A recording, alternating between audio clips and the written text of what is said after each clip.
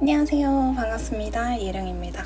네, 저는 예령이고요. 책을 좋아합니다. 책만큼 재밌는 건 없다는 걸 깨닫고 책과 많은 시간을 보내고 있고요. 책 읽은 감상을 이렇게 제 채널에 공유하고 있습니다. 저와 책 친구가 되실 분들은 구독 버튼 눌러주시면 제가 7일에서 10일마다 새로운 영상으로 찾아뵙도록 하겠습니다. 여러분 잘 지내고 계신가요? 이번 영상은 7월 독서 결산이고요. 7월에 읽은 모든 책에 대해서 이야기하는, 리뷰하는 시간입니다.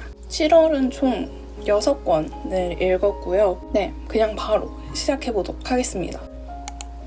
제일 처음으로 읽은 책은 EBS 자본주의 제작팀에서 쓴 자본주의라는 책입니다. EBS 다큐프라임 자본주의 5부작을 책으로 엮은 책이고요. 제가 한 달 전쯤 올린 상반기 결산 영상에서 베스트 도서로 경제 초보에게 읽기 좋은 책을 한 권 꼽았었는데 만약에 자본주의를 상반기에 읽었으면 자본주의를 꼽았을 것 같아요. 더 큰 숲을 알기에는 이 자본주의 책이 더 좋은 것 같습니다. 이 책을 읽다 보면 이제 자본주의라는 세계의 흐름을 자연스럽게 알게 돼서 지금 돈이 어떻게 흘러가고 있는지, 돈의 흐름, 그리고 지금의 문제점이 무엇인지 알게 되고 어떻게 보완하면 좋을지에 대해서 자연스럽게 알게 됩니다. 이 책은 학교에서 하는 경제 수업이나 경제학 수업에서는 전혀 알려주지 않는 그런 자본주의를 잘 설명해주기 때문에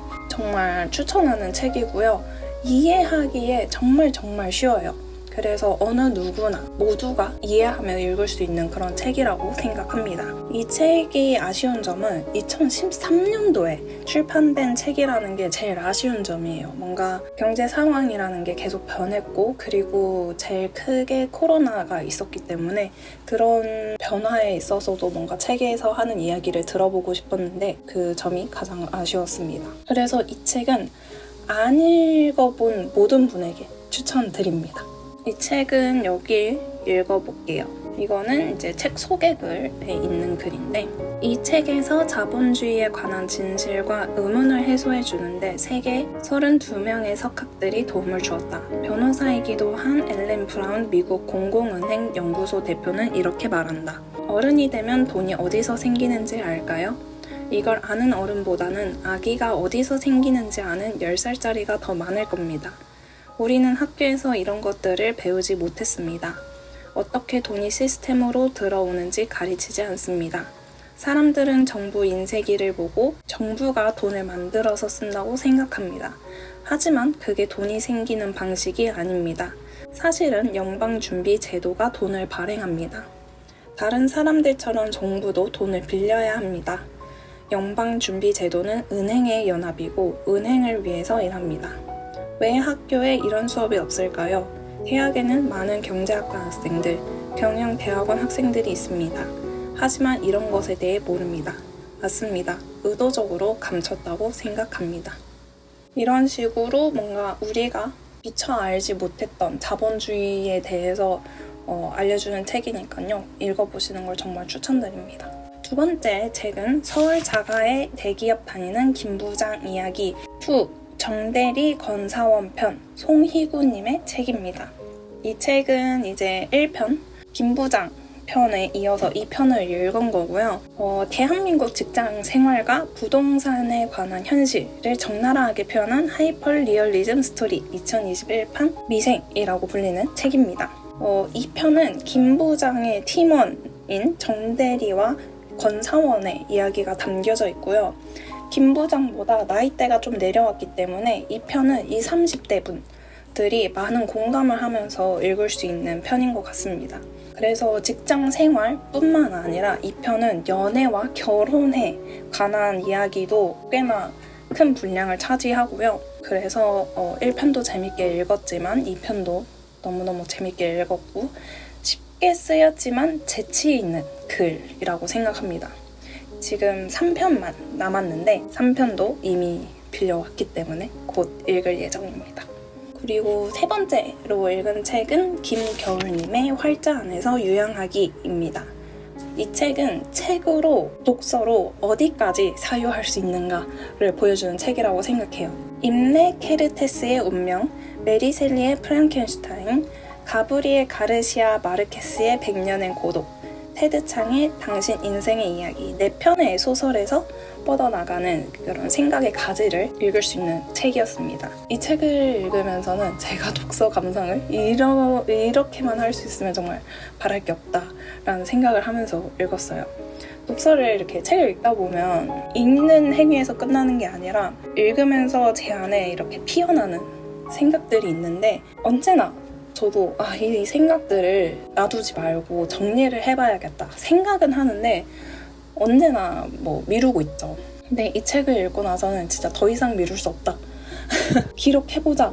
그런 다짐을 정말 강하게 먹었습니다. 저는 이 4권의 책 중에서 테드 창의 당신 인생의 이야기 밖에 읽지 않았는데요. 다른 3권에서도 읽는데 전혀 문제는 없었어요. 그래서 이 책을 읽지 않으셨더라도 이 활자 안에서 유양하기를 읽기에는 아무 문제가 없을 거라고 생각을 합니다. 특히 저는 읽지 않았지만 이 운명 책에 대해서 이야기하는 걸 읽을 때는 저에게 뭔가 와닿는 부분이 꽤 있어서 이 책은 진짜 찾아서 읽어보려고 하고 있습니다. 그리고 이 중에서 유일하게 제가 읽은 당신 인생의 이야기 부분을 읽을 때는 제가 올해 읽은 책이에요, 이 책은. 그리고 굉장히 재밌게 읽었거든요. 근데 왜 이 책이 좋은지 약간 명확하게 설명하기는 되게 어려웠어요. 근데 이 책을 읽다 보니까 제 마음을 딱 설명하는 부분이 있더라고요. 그래서 그 부분을 읽어보겠습니다. 나를 정말 매료시키는 지점은 그의 소설들이 서사지향적이라기보다 의미지향적이라는 데 있다. 그가 쓰는 소설들은 마치 인간에 대해 질문하기 위해 만들어지는 것처럼 보인다. 지극히 과학적이고 정교한 사고실험을 완성도 있게 구성하는 것이다. 독자들은 주인공에게 감정이입을 하고 그가 겪는 일들의 생사고락을 함께하는 게 아니라 소설에 펼쳐진 세계를 해명하고 지금 사는 세계의 의미를 찾아야 할 과제를 부여받는다. 이 책은 사실 도서관에서 빌려서 읽은 책인데 구매를 생각을 하고 있어요. 찾아보니까 리커버판으로 독서의 기쁨과 활자 안에서 유연하기를 세트로 구매할 수 있는 것 같더라고요. 그래서 아마 그렇게 구매하지 않을까 싶습니다. 독서를 즐기는 분들이라면 추천하는 책입니다. 그 다음 4번째 책이고요. 이명희님의 커피는 내게 숨이었다 라는 에세이입니다. 이 책은 중증 장애의 엄마로서 엄마 되기의 극한을 경험한 사람이 오늘의 커피를 떠올리며 숨 쉴 구멍을 찾는 이야기라고 소개되는 책입니다. 이 책은 도서관에서 신간 도서 코너에서 우연히 발견한 책인데요. 단순히 이 제목에 저는 끌렸어요. 굉장히 솔직하게 쓰인 글이지만 재치가 정말 넘치는 분이더라고요. 그래서 그 작가님의 매력에 빠져서 읽은 책입니다. 작가님이 좋아하는 카페 취향 같은 게 정말 저랑 비슷하고요.